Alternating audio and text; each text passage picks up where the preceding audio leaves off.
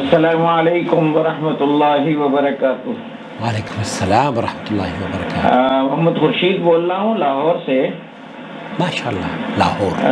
یہ پوچھنا تھا کہ کیا جو چاروں امام ہیں، امام ابو حنیفہ، امام شافعی، امام مالک، امام احمد بن حنبل، یہ چاروں اماموں کے جو مقلدین ہیں یہ ایک دوسرے کے مسلک پر عمل کرتے ہیں یا اپنے مسلک پر عمل کرتے ہیں؟ اوکے۔ مثلا شافعی یا مالکی یا حنبلی جو ہیں وہ احناف کے اوپر بھی مسلک پہ عمل کرتے ہیں یا اپنے ہی مسلک پر عمل کرتے ہیں، اور حنفی جو ہیں وہ ان کے مسلک پر عمل کر سکتے ہیں یا نہیں کر سکتے؟ اس کا ذرا خصوصی طور پر بتائیے جی، کہ اس میں کوئی حرج تو نہیں ہے کہ اصولی طور پر تو کوئی حرج نہیں ہے۔ نحمدہ و نصلی علی رسولہ الکریم، اما بعد۔ آپ دیکھ رہے ہیں نور ٹی وی جدہ اور میں ہوں آپ کا دوست، آپ کا ہوسٹ محمد عاقل، جدہ سے، مملکت سعودی عرب۔ اصولی طور پر اگر دیکھا جائے تو ان چار مذاہب کے ماننے والے آپس میں ایک دوسرے کے مذہب پر عمل اگر نہیں کرتے ہیں تو گمراہی ہے۔ ایک آدمی صحیح بات پر عمل کرنے سے اگر وہ مذہب اس کے آگے آڑے آتا ہے تب تو یہ گمراہی ہے، اور ایک آدمی اگر مذہب کو بالائے طاق رکھتے ہوئے سنت پر عمل کرتے ہوئے، مثال کے طور پر آپ یہ کہتے ہیں کہ حنفی مذہب کے ماننے والے نبی کریم صلی اللہ علیہ وسلم نماز میں رفع دین کیا کرتے تھے، تو کیا حنفی رفع دین کر سکتے ہیں؟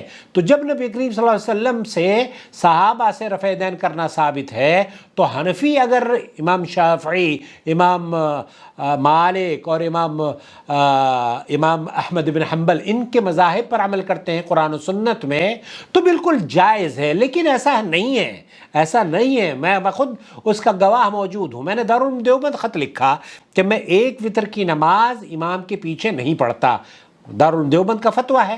اب امام کعبہ کے پیچھے میں ایک وتر کی نماز نہیں پڑھا کرتا تھا، تو میں نے دارالعلوم دیوبند خط لکھا تو انہوں نے لکھا کہ ہمارے مذہب میں ایک رکعت وتر کی نماز نہیں ہے، اور وتر کے لیے یا کسی بھی حنفی کے لیے یا کسی بھی ایسے مذہب کے ماننے والے کے لیے یہ جائز نہیں ہے کہ وہ آدھا ادھر کا کرے آدھا ادھر کا کرے۔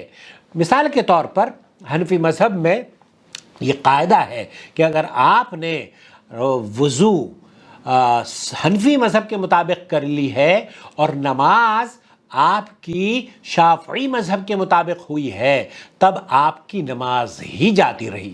اب آپ اندازہ کیجئے جب یہ چاروں مذہب حق پر ہیں تو چاروں مذہب اب حق پر ہیں تو یہ چاہے حق اس سے لے لو چاہے حق اس سے لے لو، اس سے کیا فرق پڑتا ہے؟ ہمارا موقف یہ ہے کہ آپ حق کی اتباع کیجئے۔ امام ابو حنیفہ رحمۃ اللہ علیہ اگر یہ کہہ رہے ہیں اور یہ دلیل ہے تو آپ ان کی بات بھی تسلیم کر سکتے ہیں، امام مالک کی بات بھی تسلیم کر سکتے ہیں، امام شافعی کی بات بھی تسلیم کر سکتے ہیں، لیکن ایسا ہوتا نہیں ہے۔ ان مذہب کے ماننے والوں میں دارالعلوم دیوبند میں بھی کتنے فتوے ہیں وہ آپ کو مل جائیں گے، کہیں گے کہ جناب آپ کے لیے یہ جائز نہیں ہے۔ آپ حنفی ہیں تو حنفی طریقے سے ہی 3 رکعت وتر کی پڑھیے، 1 رکعت وتر کی آپ پڑھیں گے تو آپ کی نماز ہی باطل ہو جائے گی۔ تو بھائی میرے، پہلی بات تو یہ کہ یہ جو مذاہب کی پابندی ہے یہی محل نظر ہے۔ میں آپ کو اس وضاحت کے ساتھ آپ کی آڈیو ہے وہ بھی سن لیتا ہوں، آپ کیا کہہ رہے ہیں۔ اگر دوسرے مسلک کے اوپر جہاں سہولت ملے اس سہولت والے مسلک پر عمل کر لیا جائے۔ سہولت والے مسلک پر عمل آپ کر سکتے ہیں۔ سہولت کیا ہے؟ سہولت قرآن اور حدیث کا نام ہے، یہ بات ذہن نشین فرما لیجئے۔ سہولت قرآن اور حدیث کا نام ہے۔ سہولت یہ نہیں ہے کہ جس میں قرآن و سنت نہ ہو اور میرے لیے آسانی ہو۔ کوئی بھی چیز میں آسان سمجھ بیٹھوں یا میرے مذہب والے آسان سمجھ بیٹھے، یہ آسانی نہیں ہے۔ آسانی، سہولت یہ ہے کہ قرآن اور حدیث میں اس کی دلیل موجود ہو، یہ سہولت ہے۔ سہولت قرآن اور حدیث ہے۔ اور جو سختی والا مسلک ہو اس کو چھوڑ دیا جائے۔ سختی والا مسلک کوئی ہے ہی نہیں ہے۔ سختی والا مسلک کیا ہے؟ مطلب 5 رکعت وتر کی نماز پڑھنا سختی نہیں ہے۔ اللہ کے رسول صلی اللہ علیہ وسلم نے 5 رکعت کا بھی حکم دیا ہے، آپ 7 رکعت پڑھ لیجئے۔ کوئی یہ کہتا ہے کہ نہیں میں 7 نہیں پڑھوں گا، میں تو صرف 1 ہی پڑھوں گا۔ آپ چونکہ 1 رکعت وتر کی اللہ کے رسول سے ثابت ہے تو آپ یہ سہولت حاصل کر رہے ہیں کوئی حرج نہیں ہے. آپ مسافر ہیں اور وہاں جا کر آپ جمع اور قصر کرتے ہیں تو یہ دونوں مسنون عمل ہے. آپ نے سہولت اختیار کری ہے, قرآن و حدیث کے مطابق آپ نے اپنی نماز کو ٹیڑھا میڑھا نہیں کیا ہے. لیکن آپ یہ کہیں کہ نہیں جناب میں تو گھر ہی پر قصر کروں گا, اور یہ قصر کرنا شاید حالانکہ کسی مذہب میں نہیں ہے, لیکن جب تک کہ سہولت کی دلیل قرآن اور حدیث میں نہیں موجود وہ سہولت آپ کے لیے مصیبت بن جائے گی. جی بولیے. بہرحال پتہ نہیں اب کیا انہوں نے کہا ہوگا, یا آدھی سے زیادہ آڈیو اپنی خالی بھیجتے ہیں. میں آپ کو لے کر چلتا ہوں شیخ عبدالعزیز بن باز کی محفل میں, ان سے احمدیہ والشافعیہ چار مذہب بڑے مشہور ہیں. مفتی مملکت سعودی عرب سے پوچھا جا رہا ہے حنفی, مالکی, شافعی, حنبلی.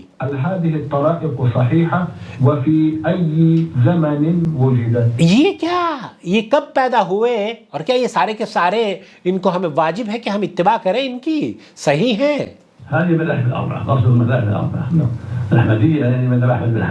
ایک آدمی یہ کہتا ہے کہ احمدیہ, اس کا مطلب شاید اس کا یہ ہو کہ وہ مذہب امام احمد بن حنبل کی بات کر رہا ہے. محمد شافعی, امام شافعی رحمۃ اللہ علیہ کے مذہب کی بات کر رہا ہے. امام مالک رحمۃ اللہ علیہ, امام ابو حنیفہ, نعمان بن ثابت.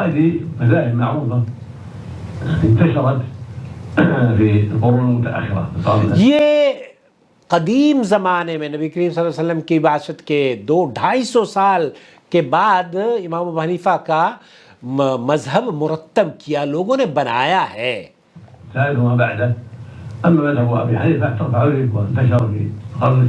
قرن ثانی, دوسری صدی کے بعد ہی امام ابو حنیفہ کا مذہب مرتب کر کے عام ہوا ہے. پھر امام مالک کا مذہب ہے, پھر امام مالک کا اور امام شافعی اور امام احمد بن حنبل کا مذہب تدریجاً انٹروڈیوس کرایا گیا ہے. ان کے پیروکاروں نے یا ان کے مقلدین نے, جو لفظ آپ نے استعمال کیا ہے, یا ان کے مذہب کے مدون یا تدوین کرنے والوں نے. اس میں تو کوئی دو رائے نہیں ہے کہ یہ خیر اور بھلائی کا کام ان ائمہ نے کیا ہے. یہ علماء ہیں, ہماری علماء اہل سنت والجماعت کے سر کے تاج ہیں. لیکن یہ کہنا کہ یہ سارے معصوم ہیں, عن الخطا ہیں, معصوم عن الخطا, ان سے خطا ہی نہیں ہوتی ہے, یہ بہت بڑی گمراہی ہے. ان سے خطا کی بھی امکانات موجود ہیں. واحد ہو یہ, اور کتب میں ایسی غلطیاں اماموں سے بھی لکھی گئی ہیں کہ ان کی زندگی میں ان کی شاگردوں نے لکھا ہے. امام ابو حنیفہ رحمۃ اللہ علیہ کی تقریباً 70% سے زیادہ فتاویٰ پر ان کے شاگرد عمل نہیں کرتے ہیں. تو اس کا مطلب یہ ہے کہ وہ صحیح نہیں ہے, وہ غلط ہیں.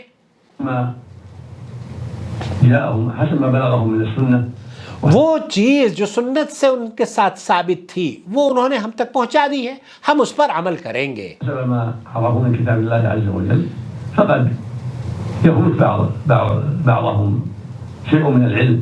وہ سنت اور احادیث, قرآن اور حدیث سے جو باتیں ان کی ماخوذ ہیں, ان کے شاگردوں نے نشر کی ہیں, اس پر ہمیں عمل کرنے میں کوئی قباحت نہیں ہے, ہم عمل کریں گے. اس کے بعد اور بھی بہت سارے ائمہ گزرے ہیں, اوزاعی وغیرہ, اور یہ ان کے مذاہب بھی وجود میں آئے ہیں, لیکن یہ چار مشہور بڑے مشہور ہو گئے. الثوری, سفیان بن عیینہ, ابراہیم الکلبی. یہ وہ ائمہ ہیں جن کے بہت سارے شاگرد اور فالوورز ہوئے. من الائمہ المعروفین. تو یہ وہ ائمہ ہیں جن کا ہم احترام کرتے ہیں, ہمارے سر کے تاج ہیں. بہت سے ایسے لوگ ہیں انہی علماء میں سے کہ سارا علم ان کے پاس نہیں ہے, بہت ساری چیزیں ان سے رہ گئی ہیں. لأن ليس كل واحد يحب السنة ويحب العلم. یہاں یہ کہنا کہ ایک آدمی سے ہی صرف علم لیا جائے گا کیونکہ وہ سنت کا تمام کا علم رکھتا ہے، اور ایک امام کو چھوڑ دیا جائے گا کیونکہ وہ سنت کا لا علم ہے، یہ بھی گمراہی ہے۔ قد يفوت بعض الأشياء لكن قد يفوت بعض الاشیاء، وہ بہت سے ایسے مسائل ہیں جو کہ ان ائمہ سے اوجھل رہے ہوں گے۔ ولهم أتباع نظموا مذاهبهم وجمعوا مسائلهم وفتاواهم. ان کے پھر شاگرد متقلدین پیدا ہوئے جنہوں نے ان کے فتاوی نقل کیے، وكتبوا في ذلك حتى انتشرت هذه المذاهب. حتیٰ تنشرت پھر اس کے بعد ہی اسی طرح سے تو وجود میں آئے۔ تو اللہ تعالیٰ نے ان مذاہب کو نازل نہیں کیا ہے، اللہ نے تو دین کو نازل کیا ہے۔ ان الدین عند اللہ الاسلام۔ وغنمت بسبب أتباعهم الذين ألفوا فيها وجمعوا فيها. پھر ان کے ماننے والوں نے مذاہب کو مرتب کرنا شروع کر دیا۔ مذہب امام ابو حنیفہ، دفاع امام ابو حنیفہ، میرے پاس کتاب موجود ہے، اس میں لکھا ہے کہ قرآن و حدیث کا مطالعہ زوروں پر ہے، اور آج کل ہمارے مذہب کی کتابیں کم پڑھی جا رہی ہیں، اور مذہب کی تدوین جب ہوئی تھی تو وہ 250 سال میں ہوئی۔ اب 250 سال سے پہلے جو لوگ تھے وہ کس چیز کو فالو کیا کرتے تھے؟ وہ قرآن و حدیث کو فالو کیا کرتے تھے۔ تو ان مذاہب کا احترام اپنی جگہ ہے، ان مذاہب کو ہم تسلیم بھی کرتے ہیں، لیکن کیا یہ دین ہے یا دین کا متبادل ہے؟ یہ دین کے متبادل نہیں ہے، اور نہ یہ دین ہے۔ یہ دین کو سمجھنے کے لیے وسائل ضرور ہو سکتے ہیں، لیکن تنگ نظری ہماری اتنی بڑھ گئی کہ ہم نے ان مذاہب کو بھی دین پر فوقیت دینی شروع کر دی۔ میرے مذہب میں اگر 1 رکعت وتر کا پڑھنا جائز ہے تب میں پڑھوں گا، امام کعبہ کے پیچھے بھی نماز پڑھ لوں گا، لیکن اگر میرے مذہب میں 1 رکعت وتر نماز پڑھنے کا طریقہ رائج نہیں ہے، جو کہ حنفیوں میں نہیں ہے، حنفی مذہب میں 1 رکعت نہیں ہے، اور یہی وجہ ہے کہ سعودی عرب میں آپ دیکھیں گے جب وتر کی نماز پڑھی جاتی ہے نا حرم میں، تو حنفی حضرات الٹے پیر لوٹ پڑتے ہیں۔ جی ہاں، وہ نہیں پڑھتے، ان کے یہاں ہے ہی نہیں ہے۔ تو بھائی میرے، جب امام شافعی حق پر ہیں، امام مالکی حق پر ہیں، امام احمد بن حنبل کا مذہب حق پر ہے، تو جب وہ اپنے طریقے سے وتر کی نماز نبی کریم صلی اللہ علیہ وسلم کے حکم کے مطابق 1 رکعت پڑھ رہے ہیں، تو حنفیوں کو کیا کرنا چاہیے؟ اگر آپ یہ کہہ رہے ہیں کہ حنفیوں کو ان کے ساتھ پڑھ لینا چاہیے تو آپ ٹھیک کہہ رہے ہیں، لیکن اگر آپ یہ کہتے ہیں کہ حنفیوں کو ان کے ساتھ نہیں پڑھنا چاہیے کیونکہ وہ حنفی ہیں اور حنفی مذہب میں 3 رکعت وتر ہوتی ہے، 1 نہیں ہوتی، 1 رکعت وتر کی نہیں ہے، تو ایسی صورت میں یہ غلط فتویٰ ہے۔ شیخ ابن باز یہ فرما رہے ہیں کہ اس غلط فتوے کو، یہ جو اس طرح کے فتوے، شیخ ابن باز نے کہا کہ 1 رکعت وتر جائز ہے، اور حنفی مذہب کا جو وتر کا طریقہ ہے وہ تو قرآن و سنت میں موجود ہی نہیں ہے، جو اس طریقے سے وہ اللہ اکبر کہتے ہیں، رکوع کے سے پہلے اللہ اکبر کہتے ہیں، رفع دین کرتے ہیں۔ شیخ ابن باز مفتی مملکت سعودی عرب نے فرمایا، یہاں آپ ویڈیو دیکھ سکتے ہیں، یہ بدعت ہے۔ تو بدعتوں کو رواج دے کر آپ نے سنتوں کو پیش پشت ڈال دیا۔ تو مذاہب کا اگر یہ کام ہے کہ سنتوں کو پیش پشت ڈالنا اور بدعتوں کو فروغ دینا تو یہ گمراہی ہے، اور اگر مذہب کا کام یہ ہے کہ سنت کو اجاگر کرنا، سنت کو عام کرنا اور بدعتوں کو دفن کرنا، تب یہ مبارک مذہب ہے۔ اور ایسا مبارک مذہب، ایسا مبارک دین نبی کریم صلی اللہ علیہ وسلم پر جو نازل ہوا وہی ہے جس میں میرے لیے اور آپ کے لیے اگر ہم عمل کرتے ہیں تو اللہ کی جنت بطور انعام ہے۔ تو میرے بھائی، میرے عزیز، یہ بہت معقول سوال تھا آپ کا کہ کیا ایک دوسرے کے مذہب پر عمل کیا جا سکتا ہے؟ اصولی طور پر تو ہمیں قرآن و سنت پر عمل کرنا ہے۔ ان مذاہب سے پہلے امام ابو حنیفہ رحمۃ اللہ علیہ کی پیدائش سن 150 ہجری میں، تو امام ابو حنیفہ رحمۃ اللہ علیہ کا انتقال ہوا ہے۔ اب آپ ان کی پیدائش سن 82 ہجری کی رکھ لیجئے، اور 82 ہجری تقریباً 100 سال کا عرصہ ایسا ہے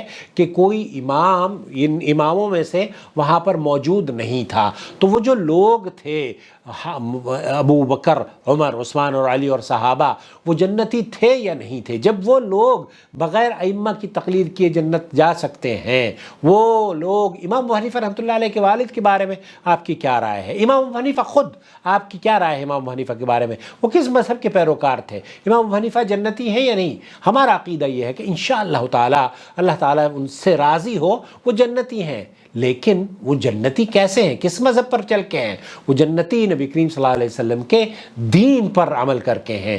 تو شیخ بن باز یہ بھی فرما رہے ہیں کہ ہم پر واجب نہیں ہے کہ ہم ان چاروں مذاہب کی اندھی تقلید کریں، جو بات صحیح ہے ان سے لی جائے گی، چاہے کہنے والا کوئی بھی ہو، اوزاعی ہو یا نخعی ہو یا امام حنیفہ ہو رحمہم اللہ کل جمیعہ، لیکن اگر کوئی بات قرآن و سنت کے مطابق نہیں ہوگی تو کہنے والا چاہے امام حنیفہ رحمۃ اللہ علیہ ہوں، امام شافعی رحمۃ اللہ علیہ ہوں یا امام اوزاعی رحمۃ اللہ علیہ ہوں، قرآن و سنت سے اگر کوئی چیز نہیں ہے تو مسلمان کو اس پر عمل نہیں کرنا چاہیے۔ سہولت قرآن و حدیث ہے، سہولت قرآن و سنت ہے، اس پر عمل کر لیجئے، انشاءاللہ تعالی وہ آپ کے لیے اللہ کا تقرب حاصل کرنے کا سبب بن جائے گی۔ اپنا بہت خیال رکھیں، دعا میں یاد رکھیں، اور اس ویڈیو کو دیکھنے کے بعد دوسروں کے ساتھ شیئر بھی کریں۔ امید ہے کہ آپ ہماری ویڈیوز پسند بھی کریں گے۔ وما أرسلنا من قبلك إلا رجالا نوحي إليهم فاسألوا أهل الذكر إن كنتم لا تعلمون بالبينات والزبر وأنزلنا إليك الذكر لتبين للناس ما نزل إليهم ولعلهم يتفكرون أفأمن الذين مكروا السيئات أن يخسف الله بهم الأرض أو يأتيهم العذاب من حيث لا يشعرون